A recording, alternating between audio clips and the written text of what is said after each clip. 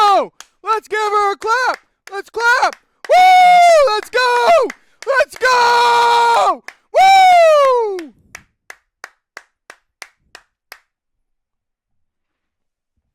What is up, y'all?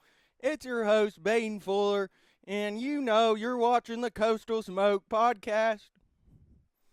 We got a big episode for you today. We got Labor Day weekend coming up here in a couple weeks. And you know what that means? That means you're getting 4 full days of college football. It's going to kick off on Thursday. You're going to get some Friday games. The Saturday slate, freaking unbelievable. And then you're going into Sunday, and you got a game on Monday. Those are 5 days, not 4. Thursday, Friday, Saturday, Sunday, Monday. Who can't be more excited for college football to start here in about 3 short weeks? It's going to come faster than you know it, folks. It's coming fast. It's going to come fast, boys. And I can't wait. And the coaches poll of the top 25 came out yesterday. We're going to talk about that a little bit.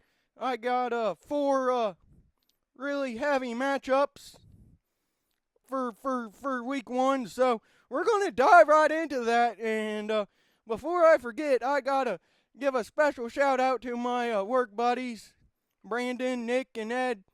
Gotta give them a shout out here. They're probably the only guys at 5 o'clock in the morning watching this episode. So I appreciate all 3 of you guys. And no, they did not pay me to say that, but I do take payments. So if you want a shout out on this show, I'm thinking maybe we start with $5, and then maybe we go to $10 for a double shout out or something. And then if you want 3 shout outs, we'll go to 20. But I'm not in this for the money, so if you ever want a shout out, just let me know and I'll give you a shout out. I don't care. I shouted out that donut shop that one time. They didn't pay me. But these are free shout outs, so I'll give you a free shout out. Probably looks good for the business or something, I guess. But this mustache guy sitting in this seat right here loves to give shout outs, loves to talk sports, loves to smoke cigars. I just love to vibe. We're vibing tonight. It's a Taco Tuesday. I just got home from work. I was kind of wondering about 2:45 this afternoon what might be for dinner, and my guess was either hamburgers or sloppy joes. But I walked down in the kitchen earlier, grabbed me a bottle of water, and I seen the taco stuff sitting out. So we're going to talk some sports here for probably about 45 minutes to an hour or so, and then I'm going to go down and have me some Taco Tuesday. So this feels like it's a great day to be alive man,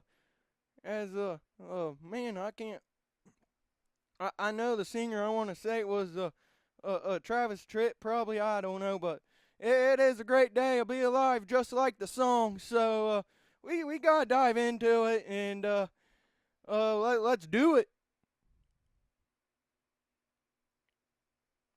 All right, gentlemen. Before we get too deep into the college football talk,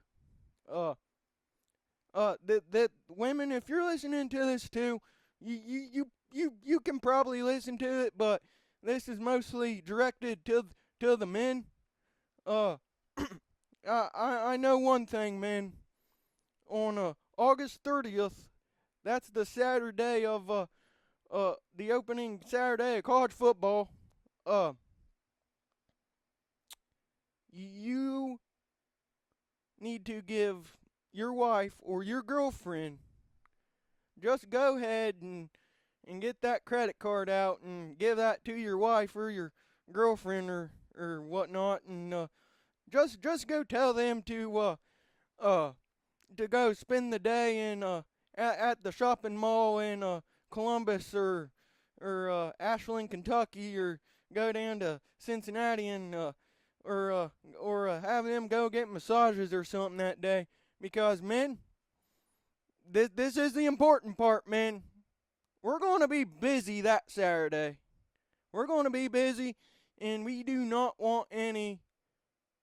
We don't want any we don't want any interruptions that day. So, man, just send your women to the mall, shopping mall, or buy them a massage, or have them go on a long girls' weekend for the whole weekend, because we're gonna be busy starting that Thursday, but Saturday's the important day here, because that's when this thing really takes off. We're gonna wake up early that morning. We're gonna see Coach Corso's last game day. That's gonna be the sad part of the day, but it's gonna get more joyous, because after that you got Texas and Ohio State. You got Florida State and Alabama playing each other. And then you got LSU and Clemson in Death Valley, which I'm going to talk about this later. Who's the real Death Valley?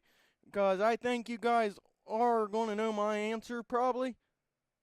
And it don't rhyme with Impson. So we all know where I think the real Death Valley's at, but that is a huge Saturday. And then on Sunday you got Notre Dame in Miami. So those are about the 4 games we're gonna kind of talk about tonight and hit a little hard. But like I was talking about, send them women away. You don't want interruptions. That's also one of them days where if you have a dog, that dog might not be going to the bathroom very often. So hopefully he's like my dogs, and they like to sleep for 22 of the 24 hours a day, and hopefully they don't want to play until 5 in the morning, because they can play at 5 in the morning, because starting early in that morning on Saturday, we're going to be busy until about 3:30 in the morning, because we got Big 10, Pac-12, whatever after dark. So we're going to be up late. We're going to be pretty busy doing what I call a couch loafing that day. So if you're like me, August 30th, really football can't come soon enough. I mean, I do like baseball, but so much baseball goes a long way, and I'm just ready for some football, and to let my favorite college team really determine my mood for about the next 3 or 4 months. So it's an exciting time coming up, and we got plenty to talk about. And like I said, men, before you send your women away, you might want them to have you cook some chicken wings up or something. Nah, we can cover that ourselves. August 30th, definitely one of them days you're going to be DoorDashing everything. So hopefully you live in the DoorDash area like I do, so we can order our chicken wings and pizza and drinks and stuff like that, because we're going to get hungry, and we're not going to want to leave the couch and take a food run. So that's the most important part I had to get on my chest. Women, you're going to enjoy that weekend, because what us men are going to do, we're going to give you our credit cards and say spend however much money you want, and just leave us alone that Saturday. So that's what us men will be doing. And I just can't wait till college football to get started. And like I said, I'm gonna break down a couple of these games, and I got the top 25 listed right here. I wanted to kind of tell you my thoughts on the top 25 here. I think there's some teams where they belong. I think there's teams maybe ranked a little too high, and there's probably teams I think that were ranked a little too low here. But I think really in your top 10, you got it right, because look, you got on that Saturday, number 1 Texas and number Ohio State playing each other. then you got on Sunday you're playing number 5 Notre Dame and a top 10 Miami team are going at it, and then you got number 9 LSU and number 6 Clemson who are going to play each other. Of course, I think Alabama and Florida State's an intriguing game, but Alabama's pretty heavy favorites going into that contest, and I kind of got it written down here on my notes, and yeah, you'll probably be surprised that I did write some notes today. I usually it's off the top of my head whatever I'm thinking, but today I was like, this is a big time episode, and this is one of them like preview episodes, like it's huge. So I was like, I gotta cover some of the topics in these games. So yeah, I had to get my topics out, or I'd go way off the deep end here, and who knows what I'd be talking about by minute 18. I still might be talking about the most random trip I ever been on at minute 18 on this episode. We just don't know, but I got some notes keep me on track here. But I was able to look at the top 10 here, and I I was a little I'm a little surprised here, maybe by the top 10. I thought maybe I I think I mean eh, I just don't know where I'm at right now. I think Penn State, they're good, but I putting Penn State at number 3 right now. I I just don't know. I they got Drew Aller back this year for his last season of college football coming up. They got him coming up. He's a good quarterback. I think they're going to have some good weapons about him, but uh Penn State at number 3 in the top 3 up for me is a little surprising right there for me, because this is a team that they got these high expectations, but they're gonna struggle with. Seems like every year they come in, they struggle with Ohio State. And they just have their struggles a little bit through the season. They might have a everyone's going to have a game where you struggle against inferior opponent. Maybe in your conference you're going to have a game where you're going to struggle, but you're going to probably win the game. But I think Penn State at number 3 really kind of surprised me here. Um, but I think Texas, Ohio State, those are definitely the top 2 teams in the country, and I um I thought Ohio State would probably be the number 1 team, but I think just with the quarterback situation, and so far really haven't named a starter down there in Columbus, but I got my thoughts on who's going to be the starter here. We'll get to later, but I think there's just a little uncertainty at the quarterback position. Maybe why they weren't number 1. Why Texas has Arch Manning, and they already solidified Arch Manning is your starter. I think that's going to be a really good game. Um, number 6 with Clemson right there. That kind of surprised me. They were I think they did make the playoffs last year, and they got a lot of returning production. So I think Clemson's at number 6 because of the returning production they got. But can they it just seems like the last couple years post Trevor Lawrence, they had their struggles with a couple teams, and last year they struggled in a couple games, and it was Clemson. Clemson had their struggles. I knew they were going to be in the top 10, but I didn't see them at number 6. But I think that's a good call because at number 8 and 9 you got Alabama and LSU. I figured LSU was going to be between the 9, 10, and probably the 11 range in these rankings initially coming out like it did yesterday. Um, LSU at number 9. I like them at number 9. I think I've been hearing great things about their camp and everything down in Baton Rouge. I know they're excited to get after it against Clemson here in a couple weeks, and it's been all the talk in LSU's locker room in the preseason is just this Clemson game, and it's going to be a big showdown down in uh uh uh, uh the Death Valley of Clemson, South Carolina.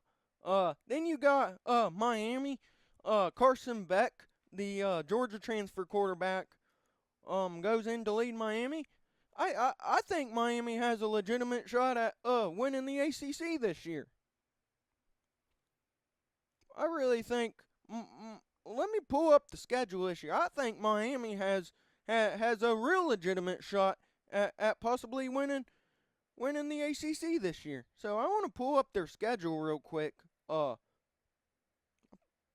Probably should have did it a little beforehand here, but you know me, uh I kind of wait till the last second to do stuff. But I think Miami coming at number 10, they're trying to prove a lot.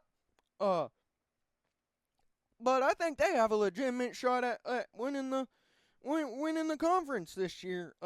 Definitely could see them in the ACC title game come at the end of the year. But definitely their toughest test of the year is definitely week 1, no doubt, against Notre Dame. But other than that Notre Dame game, they got Florida on they got Florida at home in week 4, so that's going to be I think outside of Notre Dame, Florida's probably Notre Dame's toughest matchup in this conference on this schedule.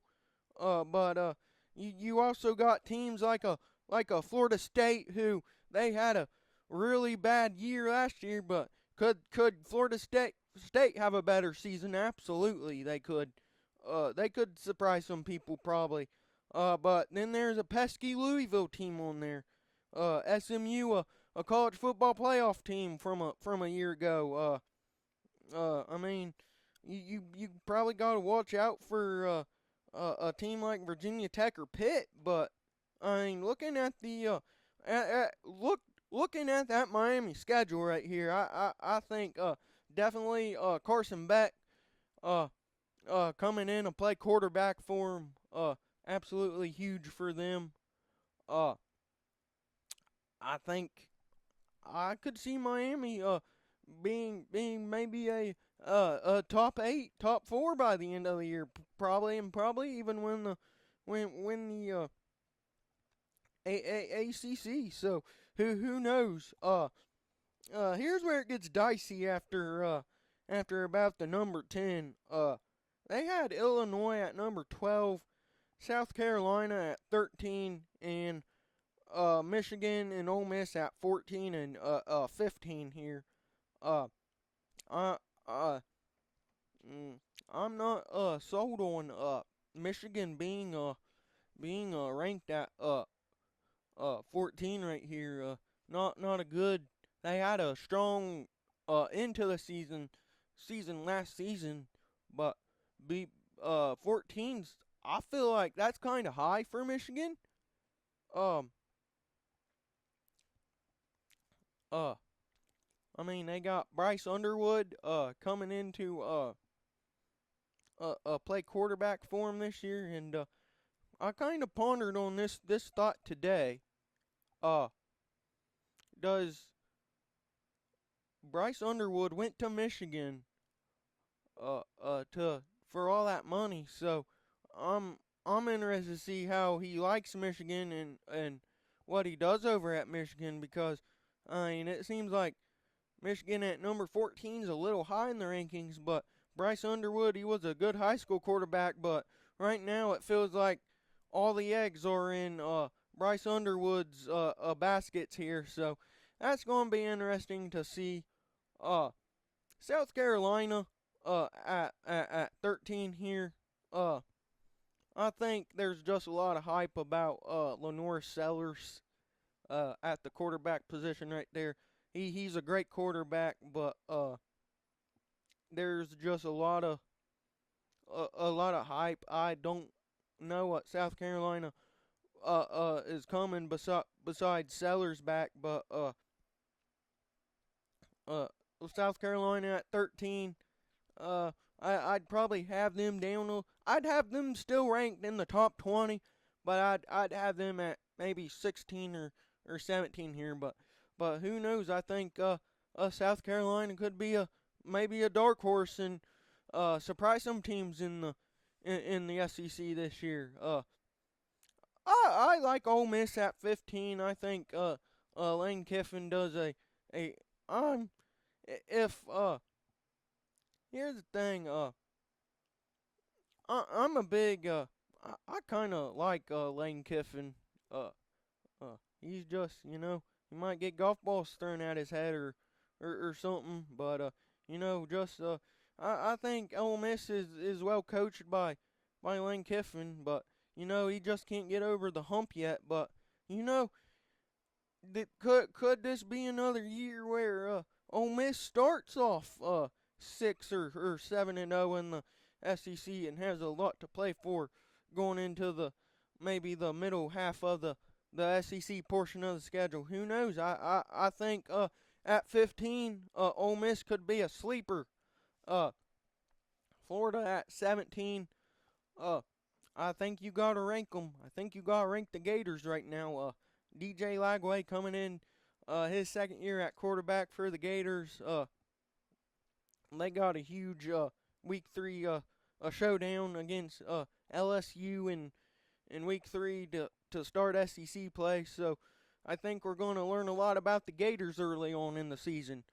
Uh, and then I think it's just it's hard to until you really see what they do in the first couple weeks of the season. It's kind of hard to judge the rankings, especially for me. It's kind of a tough situation. They had BYU initially at 23. I mean, uh, who I mean, it seems like BYU is always a team in the that breaks through in the top 10, top 11 every year. Seems like they're on the verge of playoffs. So uh, BYU. I mean, BYU at 23. I think it's justifiable for now. But if they're ranked, if they get back into the top 10 or something by the end of by the middle or the end of this year, I mean, I wouldn't really be too surprised about that, as I think BYU is a really good program.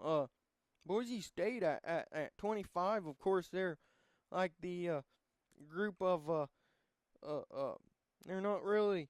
They're the only team not in a power conference on this list. Boise State. So I mean, maybe uh 25 is a good ranking for them to start out the year. I think that means that they're probably getting that uh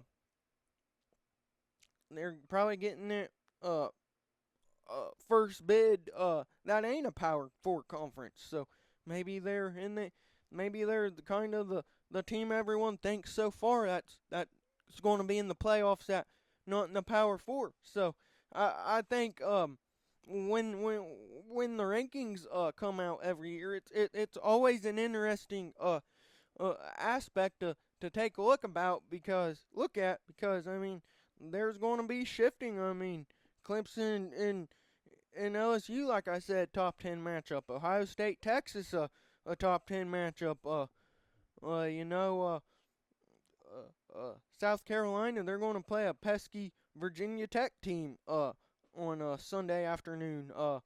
I mean, there is plenty of there's going to be a lot of movement on this, and you know, this is what's so exciting coming into the preseason of college football here is being able to look at the list and be like, well, this team's a little high, this team's a little low, this team's right where I think they should be. Um, uh, so you know, I just love the preseason talk, and you know, the thing I love about week one is you always get them now it's Labor Day weekend, so you're getting 4 or 5 days of great college football matchups, and you know, it's there's a bunch of top 10 teams going at it, so I think it's going to be a fun year, and excuse me, you know, man, my ear was itching. It's just gonna be, it's gonna be a great college football year, I know, and it really kicks off. Training camps are going on. Teams are getting their finding out who's gonna. They're figuring out their depth charts and everything, and they're getting at it. And this is about the first full week they have, and you know, not too long. It's gonna be uh, fall Saturday, and we're going to be sitting and watching college football. And now we'll pause for a brief intermission.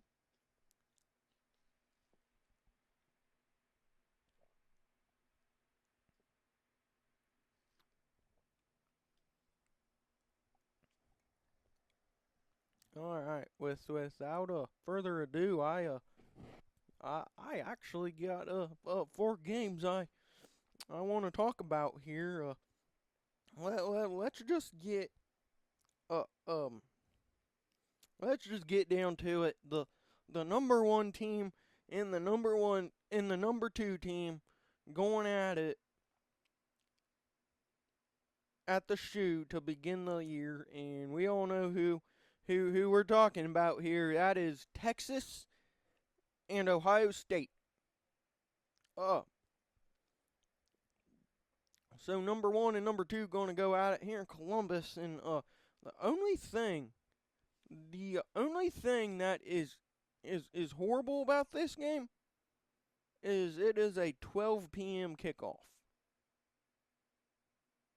I think I know the Fox and stuff loves big noon kickoff and everything, but in my opinion, TV and Fox they kind of dropped the ball on this one because I don't think the one and number two team in the country should be playing at 12 o'clock on a Saturday, but nevertheless, it's a honestly, if you're a college football fan, it's a great day to really start your afternoon for week one. So I mean, Arch Manning gonna get the he'll be the starting quarterback for Texas.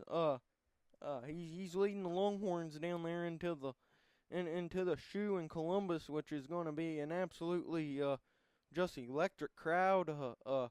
The best damn band in the land's going to be dotting the I and playing Script, Ohio down there. So it's going to be an electric crowd. College game day is going to be there. Just a lot of hype, and this game should be coming down to the hype. And Ohio State was able to pretty much go into Texas's home turf last year and beat them in the playoffs to secure their national championship spot. So I mean, there's a lot riding on this game, but one of the question marks coming into this game is who is going to be Ohio State's quarterback? will lead the Buckeyes going into that week one? I think leading the Buckeyes going into week one, I think you're going to see Julian Sayin at the quarterback position. I know Coach Day has not said anything about the quarterback position here. Uh, who won it yet at Ohio State, and I'm sure that announcement's coming up sooner, a lot sooner rather than later. But my gut feeling is Julian saying he'll be the week one starter definitely for Ohio State. But I mean, it's going to be interesting around this game to see what Ohio State can do fresh off of that national championship victory last season. It's going to be really interesting, but you're going to be really trying to break a new quarterback into the system, and it's going to be his first start at the shoe, and like I said, it's going to be rocking and everything. But what two better players in on the offensive side of the football? And Jeremiah Smith and Cornell Tate is who I wrote down here on my notes. Two really good receivers, and I mean Ohio State. I mean they are loaded at the receiver position. I mean, I always like to think that LSU is DBU and wide receiver U and quarterback U and all that stuff, but you can't overlook. And I believe. I mean, you know all the players who LSU has put out in the recent years, and I mean, you can justify that with stats and everything and all this, but I mean, every year Ohio State has a buku of receivers who can uh uh who are just athletic great receivers. And I mean, for Ohio State, Jeremiah Smith and Cornell Tate, I mean, I think they're gonna be the two guys that really lead the help the and lead the Ohio State offense this year. So I mean, I think if Julian Sayin can just find either Cornell Tate or Jeremiah Smith down the field, they're gonna be all right. And it's gonna be a really fun matchup here. So I mean, I'm really interested to see that. But like I said, Jeremiah Smith and Cornell Tate gonna be two of the best wide receivers on that football field. So uh, if Sayin can find those two guys, I think Ohio State's going to have a good day. And I think I kind of got an upset pick here, and I think it's going to be a really tough battle for 60 minutes. But I really like uh, uh I haven't looked at betting odds or nothing, but I really like the Buckeyes in this one, especially with them playing at home. All right, and we'll go with our next topic of discussion here.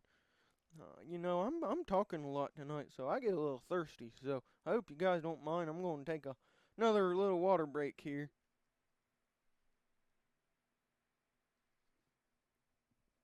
You kind of gotta stay hydrated in this podcast dome sometimes, cause it might be 84, 85 degrees outside, but they say heat definitely rises because guys, the podcast dome gets pretty hot, and luckily for me, I got me a nice little fan to cool me off a little bit right here. So I'm staying cool. But man, when I walked up these steps to the podcast dome, you know, it was pretty hot, and I was sweating, and I thought I might have to do this episode shirtless or something because it was so hot. But thankfully I don't have to do this shirtless for you guys. And I can leave my shirt on here. So, uh, I'm just glad I'm a little cool here because it would be kind of miserably hot up here if I didn't have this fan. But back to football talk here. The next one is the 7:30 kickoff in Death Valley. We got the Tigers facing the Tigers. It's a key top 10 matchup for both of these teams. But the but here's the thing. This game is way more important to win for LSU than it is really for Clemson right now. Way more important for the LSU Tigers to win this football game. Cause I think I heard people say this already that this season. Clemson is going to be able to recover a lot easier with a loss than what LSU is going to be able to recover with a loss right here. Because I mean, uh, just being honest here, and if you're a Clemson fan, I don't. I hope you guys don't get offended or come after me here, but I mean, you look at Clemson's schedule and it is way easier than what LSU's remaining schedule is going to be after week 1. I mean, Clemson, you're going to play Louisville. You're going to play you're going to play Louisville. You're going to play Syracuse. You got SMU on the schedule. Uh,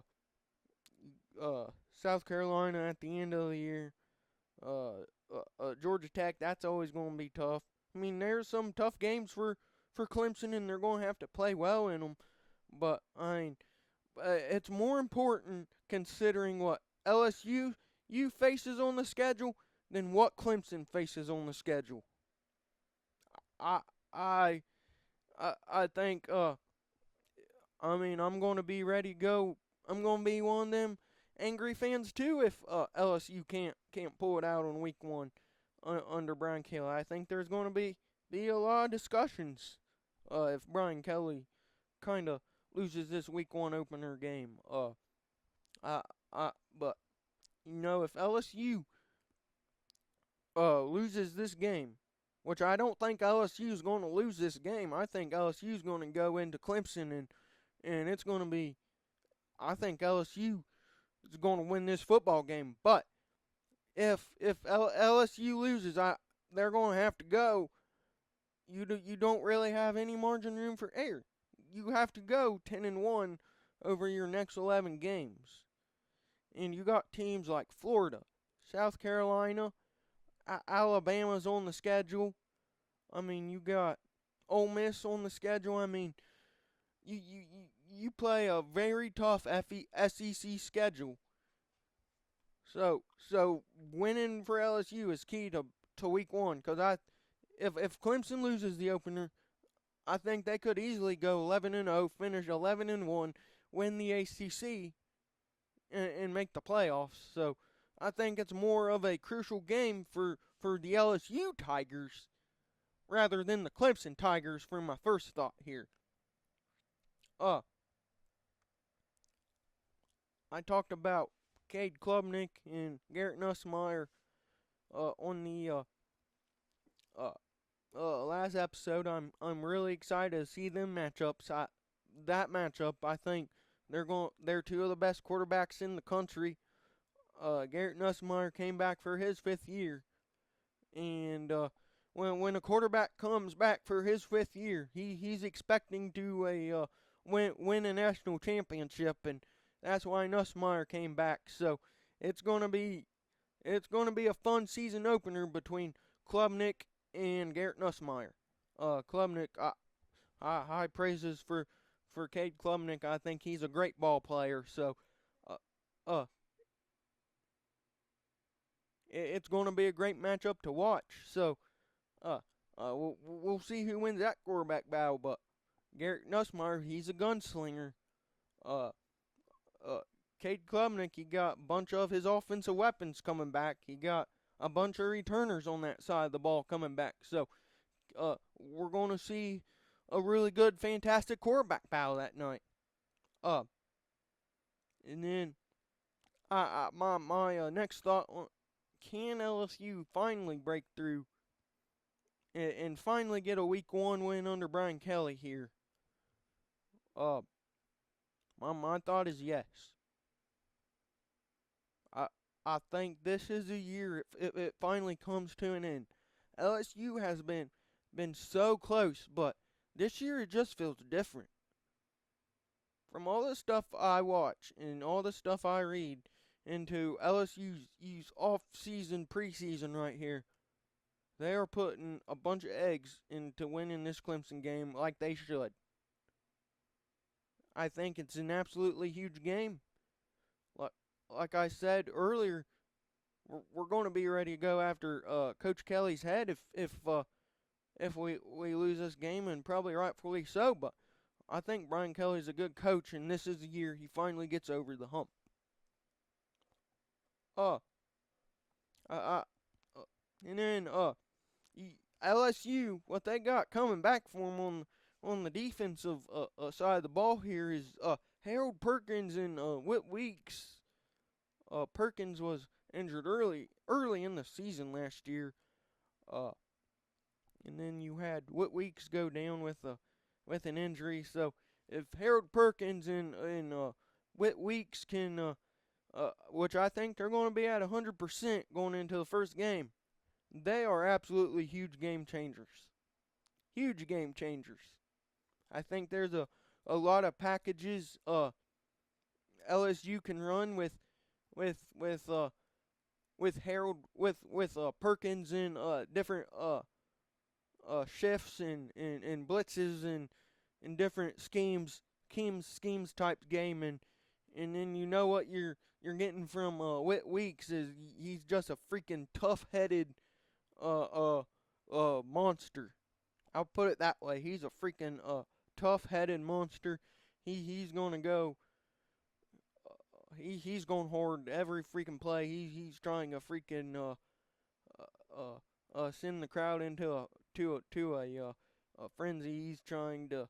He is just one of them football players that hopefully he has about 7 or 8 sacks against Clemson here, and hopefully he's doing he's putting hopefully he's making a lot of plays and getting a lot of sacks and tackling, and a huge leader on this LSU football team, and good for a reason. Just I am a Whit Weeks guy. I am a Whit Weeks guy.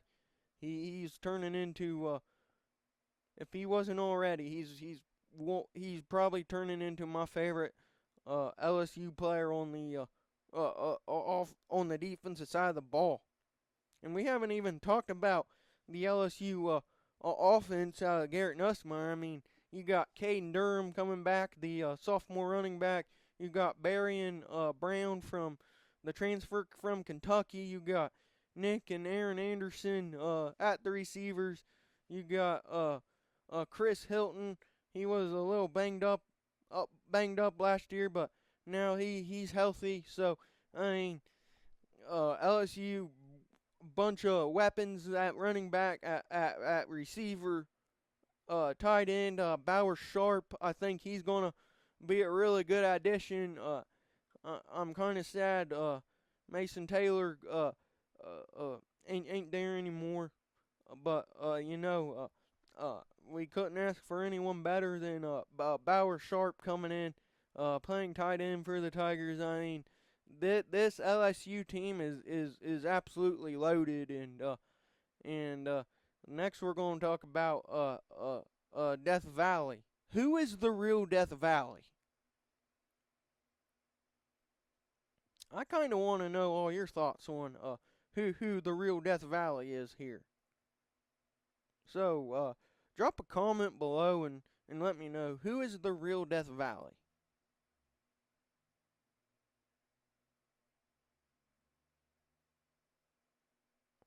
I think you guys are going to know my answer. Um, but if not, the real Death Valley is definitely Tiger Stadium in Baton Rouge. There's my answer. Tiger Stadium in Baton Rouge. The real Death Valley. I mean, that place, I mean, had have has earthquake decibels when that stadium gets loud. I'm not saying that Clemson is not a loud stadium or nothing. I just don't think it's the real Death Valley. I mean, LSU has had games where they basically had miniature earthquakes, where they could measure it on the seismograph or whatever they measure an earthquake on, and basically say there was a mini earthquake in that stadium. So I mean, uh that's definitely the real Death Valley. And I think LSU is 3-1 all time against Clemson. We beat Clemson in the national title a couple years ago. So, I mean, we kind of have the number on Clemson right now, and we're going to get another shot on August 30th. But I mean, if you're a Clemson fan, you're definitely probably mfing me right now or something, saying this buffoon does not know what he's talking about. But you know, I mean, I don't think we're surprised here at all. I don't think we're surprised here at all. Know that I might be the biggest LSU fan in the state of Ohio, outside of Coach Jonathan Teeters. Uh, I think we're both pretty big LSU fans. And we're the biggest LSU fans in the state of Ohio. And you ain't gonna convince me otherwise that Death Valley is Clemson. Death Valley definitely belongs to the Purple and Gold Tigers in Baton Rouge. So that's my Death Valley thoughts right there, and I think I'm completely right. But like I uh but it's a nice little debate. We're just having a little debate class right now, and there's nothing wrong with it. So LSU's a real Death Valley. That's my final words on that. Uh, Clemson of course we all know coming into the game they got about 80% of their returning production coming back, and Clemson's at home in this game. It's a true road game for LSU to start the year, but you know, crazier things has happened early in football season. So maybe this is probably the spark that LSU's going to get, and they're going to be off running. I think this team. I think this team is different. I've been hearing it all summer that this LSU team is different. This LSU team is ready, and I believe every word that I'm hearing from the media and all the videos and everything I'm reading that's coming out of LSU camp right now. I'm freaking excited for this season. I mean, I cannot wait. I cannot wait, and uh I could talk for about the Tigers for probably 2 hours here, but I got I got two more games to talk about here before we call it an episode. So I better get talking about this next matchup, and that is Alabama and Florida State. Kalen DeBoer coming. He's gonna be the head coach for the Crimson Tide coming into his second season.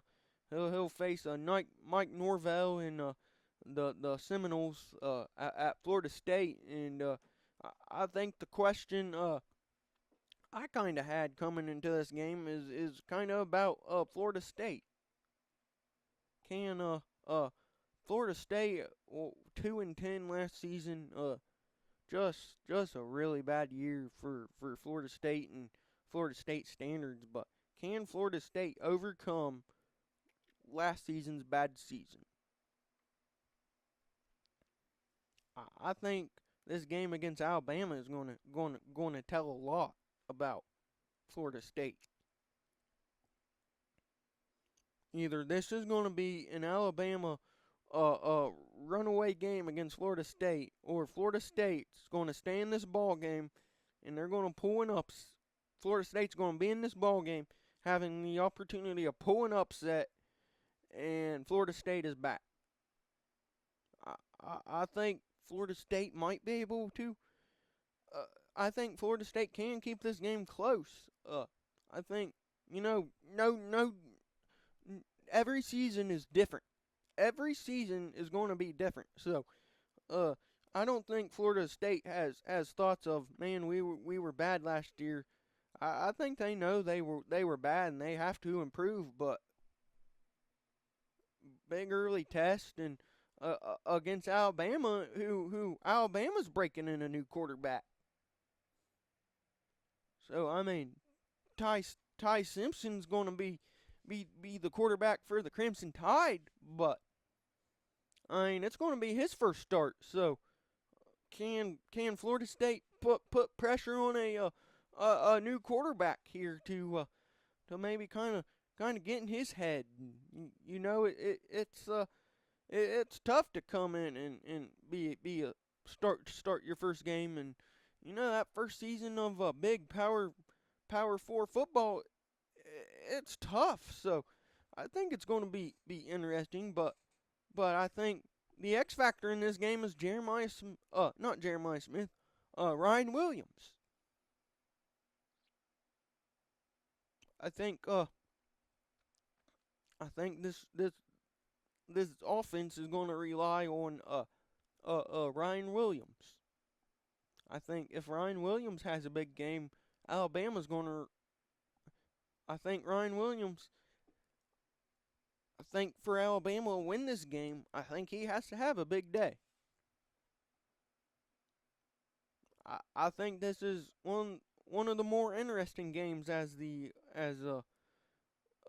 early on. I mean, Alabama ranked number 8 in the preseason poll, and then they're taking on a Florida State team, but like I mentioned earlier, that crazy things can happen in week 1. So I mean, Florida State, I mean, they have had bad years, but they have had years where they were really good. So I mean, they can pull the upset, and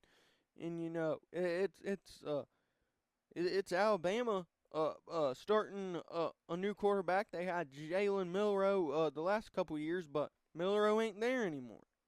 Milroe is not at Alabama anymore.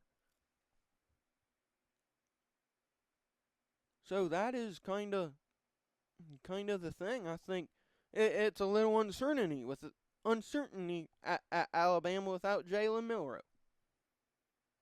Especially me. I mean, with Milroe last season, Alabama they missed out on the playoffs. They got beat by a Michigan team who had a good end of the season, but man, Michigan was awful last year. And Alabama being ranked number 8 early on, I mean, I think they deserve to be ranked number 8, and because of the reputation they have, but not a good season for Alabama last year compared to what Alabama standards should be. So we'll definitely see. That game kicks off at 3:30 on August 30th. So we'll definitely be watching and keeping an eye on that game. See what happens, because a Florida State win right there, that can be all the momentum in the world for them. All you need is one win, and if Florida State beats Alabama and upsets a top-ranked Alabama squad, it's going to be absolutely impressive for them, and I don't know if that thing is actually at Florida State or if that's going to be a neutral site. I mean, if it's at Florida State, I mean, you definitely don't want to lose that one. I mean, you got Miami going into. Let's see if I can see where this game's at. Yeah, this is at Doak Campbell Stadium. So Florida State is hosting Alabama. So Alabama's on the road early. So I mean, you got that's going to be hard. Starting a brand new quarterback in a probably brand new system that's brand new to him. So I mean, let's keep an eye on that game. So we definitely will, but we'll see what happens there. And then our last one, I was just trying to determine, did I want to talk about 4 games? Did I want to kind of talk about 5? I was kind of up in the air between discussing Notre Dame and Miami or Virginia Tech and South Carolina. Those games are both on Sunday. South Carolina will play Virginia Tech earlier in the afternoon, but the Labor Day Eve nightcap is Notre Dame facing off against the Hurricanes of Miami, Florida.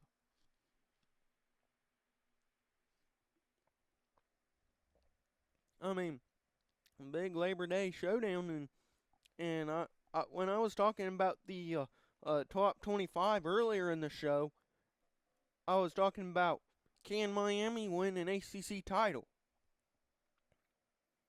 I think this is Notre Dame's not in the ACC. They're independent, but for Miami, what I'm looking at, this could be the game that propels Miami to win the ACC title. Top 10 matchup, prime time. Everyone's eyes are going to be on you.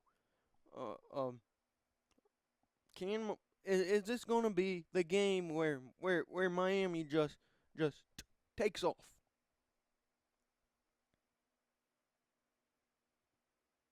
I think this is the game where Miami is going to take off. I think if Miami wins this football game, you might see Miami really go on a run here. I know it's early in week 1, but if Miami wins this game, watch out. Watch out if you're on Miami's schedule, you better watch out if Miami beats Notre Dame in week 1.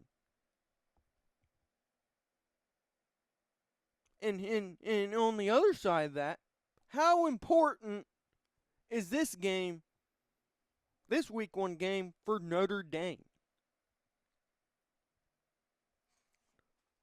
Notre Dame, I'm looking up a bunch of schedules tonight. I probably should have did that earlier, but how important is this game for Notre Dame? I think this game is absolutely huge important for Notre Dame. Absolutely important. And I'm not saying this is a must win, but potentially this could be a must win. I mean, Notre Dame's an independent school.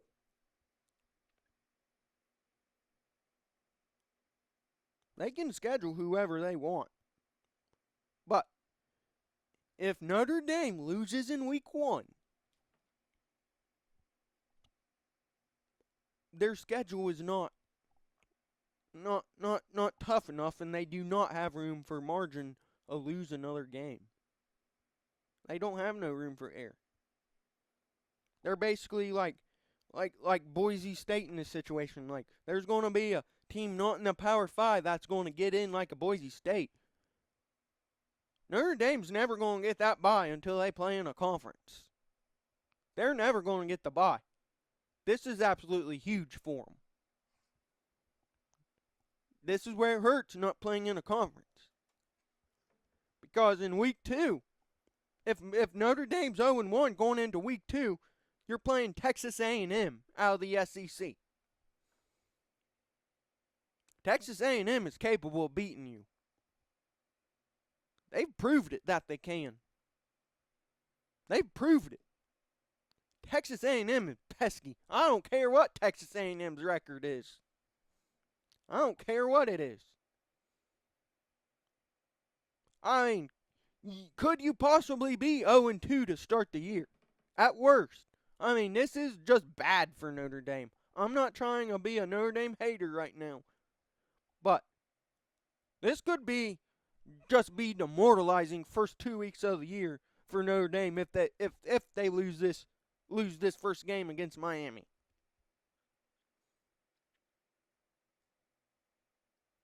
And then you got a team on the schedule like you got a USC, Boston College always scrappy. You got Navy on there. See what happens in that game. Pitt, Syracuse. I mean, you're playing a lot of Power 4, Power 5 schools, but the first two weeks, especially week 1, really kinda, in my opinion, determines Notre Dame's season.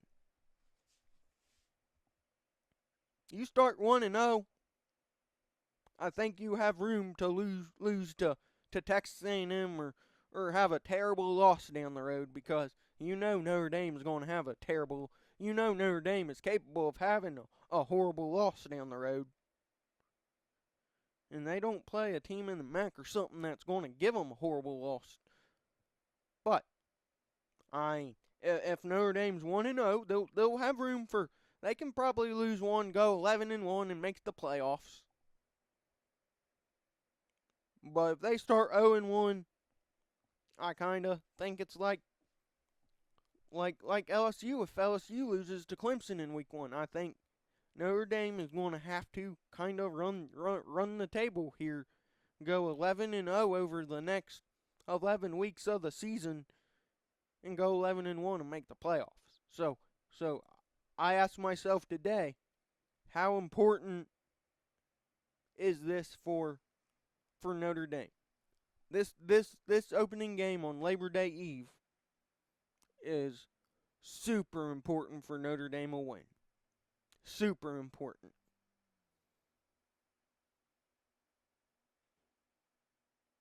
And then Miami, I said Carson Beck going to be the transfer quarterback from Georgia, so it's going to be interesting to see him with a new team and leading the Miami Hurricanes. But that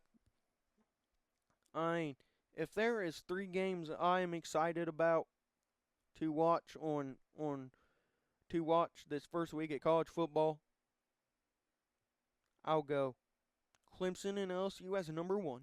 Has to be. I'm obviously an LSU fan, so that's my number 1 game to watch. Number 2, Ohio State and Texas. Number 3 is Notre Dame and Miami. Those are my top three watches of the opening week of the season there.